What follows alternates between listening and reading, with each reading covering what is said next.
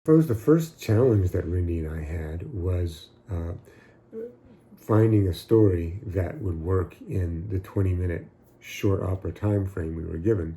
But pretty soon we realized that that shouldn't be a daunting challenge. For one thing, I don't think that spooling out facts and plot points of a story is really opera's strong suit anyway. I think that exploring the inner life and the emotions, the thoughts, the feelings of the characters is really what opera is about. That's why they sing instead of talk, for example.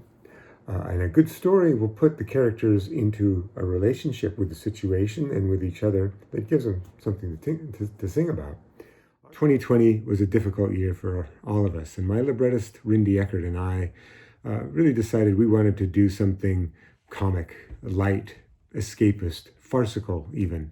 And around the anniversary of the moon landing this past July, an article about this visit to Buckingham Palace came across my attention. And even without artistic license, there's seemed to be great comic potential in the fact that Neil Armstrong was sick with a cold and ended up sneezing on the Queen. And Michael Collins had heard that it was impolite to turn your back on the Queen. So going down the stairs, he tried to negotiate the stairs backwards and tripped.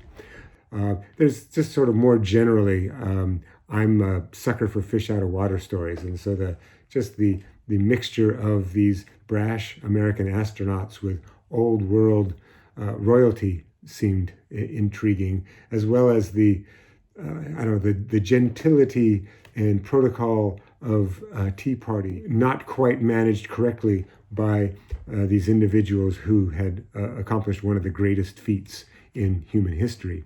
So those things all sort of attracted us to this topic.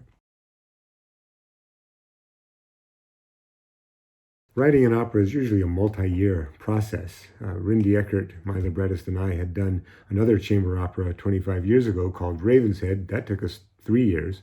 So when this opportunity arose with only 3 months to the completion deadline, there was a flash of panic. But very quickly that dissolved into gratitude.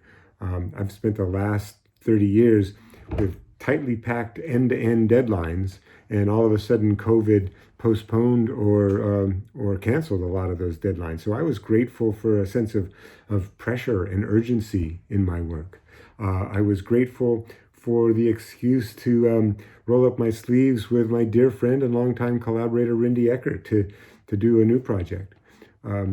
I'm a composer. I was grateful for the opportunity to compose and to immerse myself in this kind of wild, funny story. And as a result, the music just flowed out and the deadline ended up not being problematic at all.